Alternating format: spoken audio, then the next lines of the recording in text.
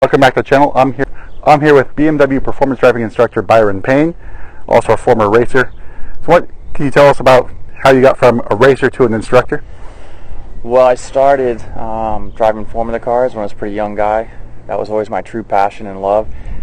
And as I've mentioned to people before, it's a tough business. Right. I was really fortunate to drive those cars in the U.S. and over in England for a while. And when that eventually went away from me, it was either find something completely new to do or stay in the business in some type of capacity. So I just chose to be an instructor in the business.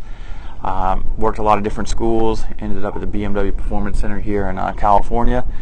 And then later on in life, couldn't quite give up the dream. Drove again from 08 to 2012, sporadic races in Grand Am, driving sports cars. And my final race in 2012 was in a BMW, ironically. Didn't plan it that way. And then after that, I retired from that side of it and just full-time instructor, and that's how it worked out for me.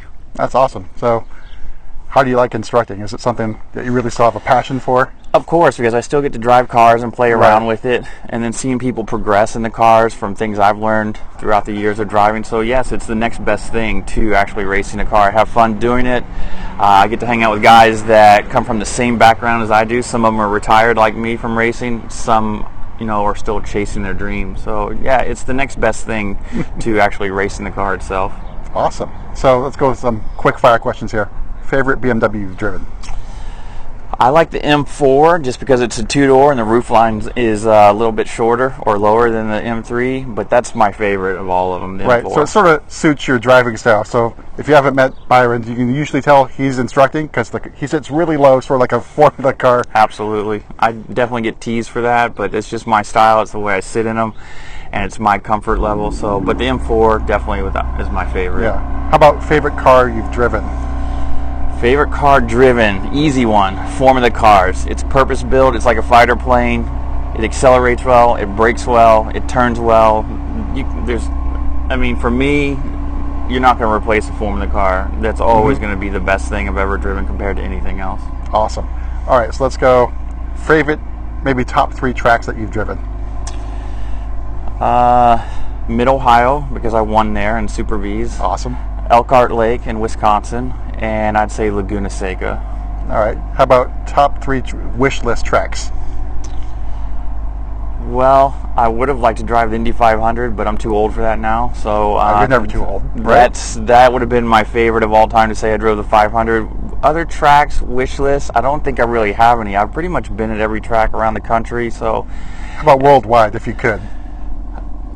I'd probably maybe like Spa, something like that. So. Yeah, I think that's pretty common among you guys. It's either Nürburgring, Spa. I heard Bathurst as well. Right. So, but I'm pretty fortunate to do the things I got to do in this business. It's a tough business, but I've been fortunate to get to do some pretty cool stuff. Awesome. So let's go with dream car garage. 3 or 5 cars, whatever you want to do. Money's no object, no budget for you. What would you put in your garage? All right, you're not going to believe this, but I definitely have to have a limo with my own driver. All right. So I can sit in the back with a cocktail. Way to go, yeah. The M4, of course. And then I would have to have some type of old Formula car, Indy car, Formula 1 car. That's really what I would go for. Yeah, so like your track toy.